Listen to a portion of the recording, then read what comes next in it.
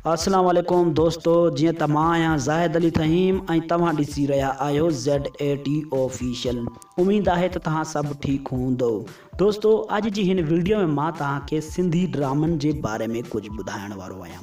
दोस्तों, हूअं त सिंधी ड्रामा तव्हां काफ़ी सारा ॾिठा हूंदव, तोणे KTN हुजे, सिंध TV हुजे, मेरान TV, धरती TV ते तव्हां काफ़ी सारा ड्रामा ॾिठा हूंदव।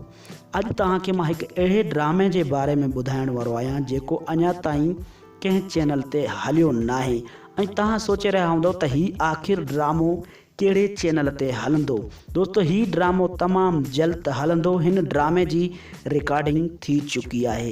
ही ड्रामो तमामु बहितरीनु आहे ऐं हिन ड्रामे में तमामु सिंध जा मशहूरु नाले वारा अदाकार पिणु आहिनि। ऐं हा दोस्तों, मां तव्हांखे ॿुधाईंदो हलां त ही ड्रामो तमामु जल्द हलंदो। दोस्तों, हिन ड्रामे जो नालो छा आहे, इहो नालो अञा ताईं ज़ाहिर कोन कयो वियो आहे।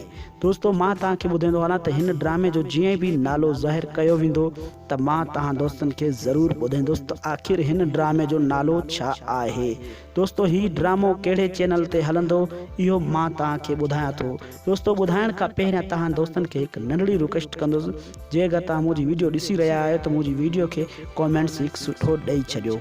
दोस्तों, मां तव्हांखे ॿुधाईंदो हलां त ही कहिड़े चैनल ते ड्रामो हलंदो। दोस्तों, ही KTN एंटरटेनमेंट ते ड्रामो हलायो वेंदो। ही KTN ते ड्रामो तमामु जल्द हलायो वेंदो। तमामु बहितरीनु ख़ूबसूरत कहाणी हिन ड्रामे जी आहे ऐं हिन ड्रामे में तमामु बहितरीनु सिंध जा मशहूरु नाले वारा अदाकार आहिनि। दोस्तों, अॼु जी ही वीडियो तव्हां दोस्तनि खे पसंदि आई हुजे त मुंहिंजी वीडियो खे लाइक कयो ऐं चैनल खे सब्सक्राइब कयो ऐं सुठो कॉमेंट्स ज़रूरु ॾिजो।